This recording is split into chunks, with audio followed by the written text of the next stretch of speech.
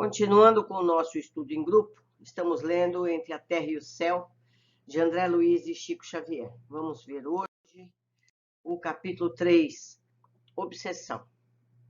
Penetramos o mais espaçoso aposento da casa, onde uma senhora de aspecto juvenil repousava abatida em insônia.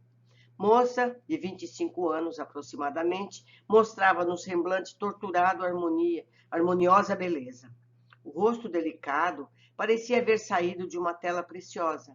Todavia, com a suavidade das linhas fisionômicas, contrastavam a inquietação e o pavor dos olhos escuros e o abandono dos cabelos em desaninho. Ao lado dela descansava outra mulher, sem vínculo físico, recostada num travesseiro de grandes dimensões. Dava a ideia de proteger a moça indiscutivelmente enferma. Contudo, a vaguidão do olhar e o halo obscuro de que se cercava não nos deixavam dúvidas quanto à posição de desequilíbrio interior. Conservava a destra sobre a medula alongada da senhora vencida e doente, como se quisesse controlar-lhe as impressões nervosas.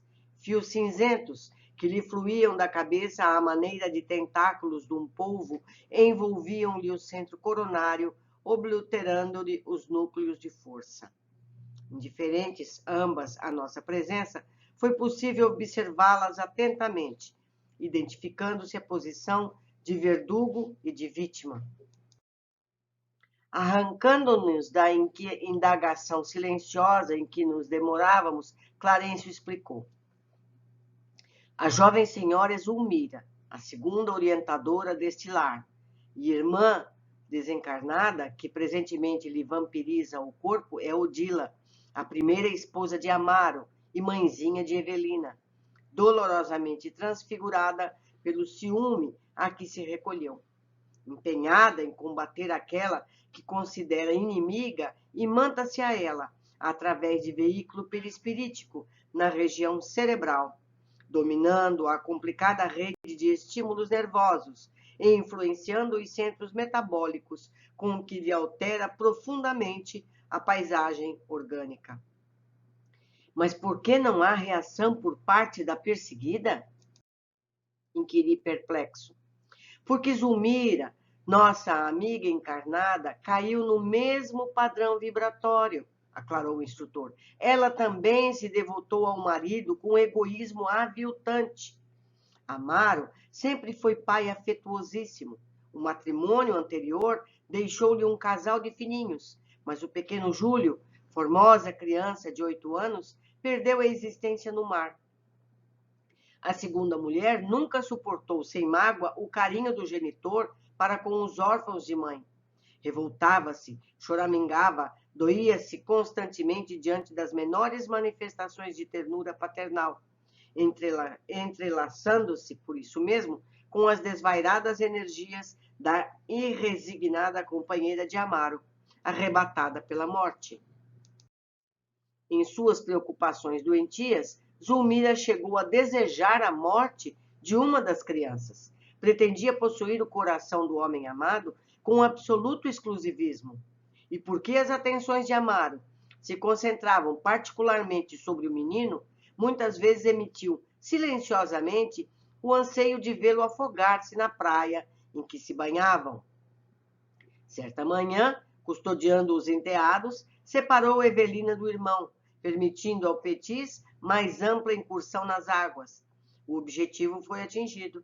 Uma onda rápida surpreendeu o miúdo banhista, arrojando-o ao fundo. Incapaz de reequilibrar-se, Júlio voltou cadaverizado à superfície. O sofrimento familiar foi enorme. O ferroviário sentiu-se psiquicamente distanciado da segunda esposa, classificando-a como relaxada e cruel com os filhinhos. Zulmira, a seu turno, acabrunhada com o acontecimento e guardando consigo a responsabilidade indireta pelo desastre havido, caiu obsidiada ante a influência perniciosa da rival que a subjugava do plano invisível. Clarencio fez ligeiro intervalo e continuou. O sentimento de culpa é sempre um colapso da consciência. Através dele, sombrias forças se insinuam.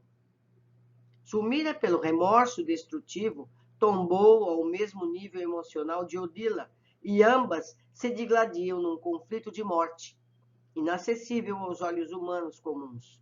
É um caso em que a medicina terrestre não consegue interferência. Calara-se o ministro, qual se nos registrasse a presença por intuição. Odila movimentou-se, agarrando-se à pobre senhora com mais força e gritou: ninguém a libertará. Sou infeliz mãe espoliada. Farei justiça por minhas próprias mãos. E, contemplando a enferma, com expressão terrível, acrescentava: assassina, assassina, mataste meu filhinho, morrerás também. A doente abriu desmesuradamente os olhos, extrema palidez cobriu-lhe a face. Não ouvia as palavras da adversária, que lhe era invisível, mas, envolta na onda magnética que a enlaçava, sentia-se morrer. Clarencio afagou-lhe a fronte e disse calmo: pobre moça. Hilário e eu, instintivamente, abeiramo-nos de Odila para afastá-la com a presteza possível, mas o instrutor generoso deteve-nos com um gesto, advertindo: a violência não ajuda. As duas se encontram ligadas uma à outra. Separá-las à força seria a dilaceração de consequências imprevisíveis. A exasperação da mulher desencarnada pesaria demasiado sobre os centros cerebrais de Zulmira. E a lipotimia poderia acarretar a paralisia ou mesmo a morte do corpo. Vejamos só que coisa. Mas então, clamou Hilário contrafeito, como extinguir essa união indébita? Não será justo afastar o algoz da vítima? Clarencio sorriu e ponderou. Aqui o quadro é diverso. Na esfera carnal, a cápsula física é precioso isolante das energias desequilibradas de nossa mente. Entretanto, em nosso plano de ação, no problema que observamos, essas forças desbordam ameaçadoras sobre a infortunada mulher, cujo corpo pode ser comparada a uma lâmpada de fraca receptividade, sobre a qual seria perigoso arremessar uma corrente superior à capacidade de resistência a que se enquadra. A inutilização seria completa. O que poderíamos fazer? Indagou Hilário desapontado. Precisamos atuar na elaboração dos pensamentos da infortunada irmã que tomou a iniciativa da perseguição. É imprescindível dar o outro rumo à vontade dela, deslocando-lhe o centro mental e conferindo-lhe outros interesses e diferentes aspirações. E não podemos começar exortando-a? O ministro sereno obtemperou sem alterar-se. Talvez assim, de momento, não pudéssemos ou não soubéssemos. A preparação é indispensável. Nada custa uma conversação de censura, alegou meu companheiro admirado. Sim, uma doutrinação pura e simples seria cabível. Contudo, não podemos esquecer que a organização cerebral da vítima permanece excessivamente martelada. Nossa intervenção no campo espiritual de Odila deve ser envolvente e segura, para evitar choques e contra-choques que repercutiriam desastrosamente sobre a outra. Nem doçura prejudicial, nem energia contundente. O instrutor dirigiu piedoso olhar às duas mulheres e prosseguiu. A questão nessa casa surge realmente melindrosa. É necessário buscar alguém que já tenha amealhado na alma bastante amor e bastante entendimento para conversar com o poder criador da renovação. Refletiu alguns instantes e aduziu. Contamos em nossas relações com a irmã Clara. Rogaremos o concurso dela. Modificará Odila com seu verbo coroado de luz, inclinando-a ao serviço da conversão própria. Por agora, de nossa parte, somente nos é possível dispensação de algum alívio e nada mais. Recomendou a Eulália assistisse Evelina para o refazimento psíquico de que a menina necessitava. E, em seguida, aplicou recursos magnéticos sobre Zulmira, em passe calmante de longo curso. Qual se fosse brandamente anestesiada, a enferma passou da irritação à serenidade e pareceu dormir aos olhos do esposo, que chegara de mansinho, acomodando-lhe os travesseiros. Informações preciosas, meus amigos. Quer dizer que você não pode chegar e separando um caso de obsessão assim, sem mais nem menos. Nós não sabemos nada. Quem está no plano físico não tem condição de conhecer os detalhes de cada caso. Mas vamos às observações desse capítulo. Esse capítulo trata das pessoas já citadas anteriormente. Nessa casa, sofrem a jovem e a madrasta. Vamos ver. Primeiro, o caso da madrasta. Zulmira, a nossa amiga encarnada, caiu no mesmo padrão vibratório. Ela também se devotou ao marido com um egoísmo aviltante. Vemos aqui nesse exemplo o risco que todos corremos, tendo sentimentos negativos de qualquer natureza. O ciúme, o egoísmo nos conectam a sentimentos semelhantes e nos arrastam para estados deploráveis.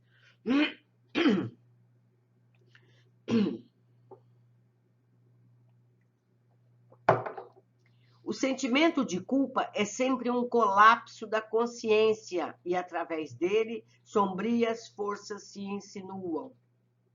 Nós já comentamos em várias oportunidades sobre o problema da culpa. A gente tem que ter responsabilidade. A gente tem que ter arrependimento. A culpa só atrapalha.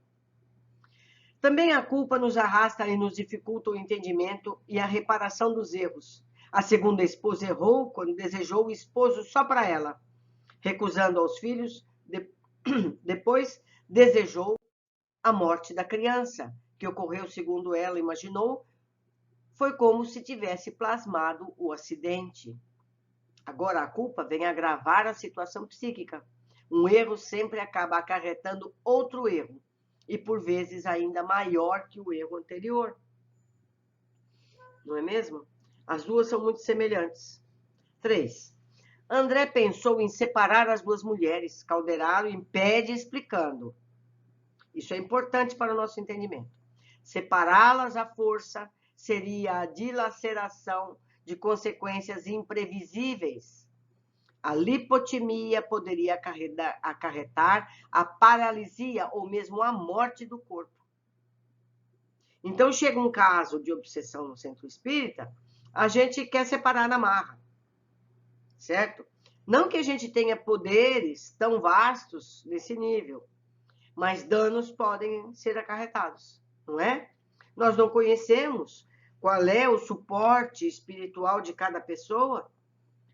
Nós não sabemos se essa pessoa tem uma proteção maior e como a gente pode se arvorar a decidir o que vai ser feito. É sempre o amor que resolve a situação. Sempre fazendo o melhor, sempre fazendo aquilo que gostaríamos que fosse feito a cada um de nós. No caso dos dois, não é só a pessoa que a gente acha, pensa que é a vítima. Vamos ver. É o que imaginam fazer alguns encarnados que fazem as desobsessões? Conhecem os casos ao detalhe para saberem o que e como fazer? O ideal é que encarem ambos como doentes dignos de atenção, com finalidade de solução do problema. A ligação mental das duas mulheres era tão forte que não poderiam agir precipitadamente. Nossa intervenção no campo espiritual de Odila deve ser envolvente e segura para evitar choques e contra-choques que repercutiriam desastrosamente sobre a outra. Meus amigos, a conclusão que a gente tem lendo esses livros de André Luiz é que nós sabemos muito pouco.